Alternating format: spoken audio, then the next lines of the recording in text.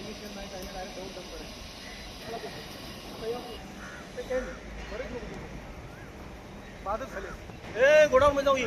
दुपारी ज्यावेळी इकडून आर्क अँड फ्युजन कंपनीमधून बोलवण्यात आलं की बाबा अशा अशा ठिकाणी आपला आग म्हणतो वरच्या बाजूने मलबा वाहत आलेला आहे. मग त्या पद्धतीने आम्ही इमिडिएट इकडे स्पॉटवरती हजर झालो. जेव्हा बघितलं ते हॉरिबल होतं. सर्व वरच्या बाजूने जे काही काळ्या आणि चिखलासारखा जो काही घाणेरडा मलबा जो आहे तो वाहत आलेला आहे. मलबा आहे साहेब तो. ओके, तर तो मलबा पूर्ण या जवळजवळ 5 कंपन्यांमध्ये मागच्या बाजूने शिरलेला आहे. आणि फॉर्च्युनेटली पण या कंपनीत जी काही लोकं होती काम करणारी ती सर्व बाहेर येऊन गेली. आम्ही आल्यानंतर पहिले हेच कन्फर्म केलं की मध्ये कोणी अडकलं नाही आहे का वगैरे. आणि आर्क फ्युजन कंपनीमध्ये तर अशी परिस्थिती त्यांच्या अजून एक गाडी बाहेर काढली, अजून 2-3 गाड्यामध्ये आहेत.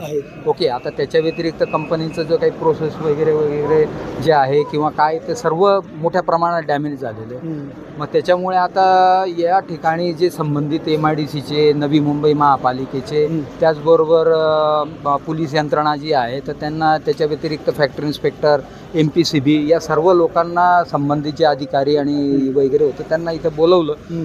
आणि आता त्या पद्धतीने हे पोलीस लोक MIDC आणि नवी मुंबई महापालिका वरती जाऊन पण शोधतायत की कुठून काय झालं आहे. पण हे सर्व वरच्या डोंगरावरून वाहत आलेलं आहे. आता त्याच्या पुढे काय झालेलं आहे तो सर्व तपास कार्यातला भाग आहे. पण फॉर्च्युनेटली इथं काही जीवितहानी झालेली नाही. आणि नाऊ आता जे काही काय करायचं आहे ते काही आमच्या म्हणजे म्हणतो ना मोठी म्हणजे हे सर्व हटवावं लागेल. बरोबर.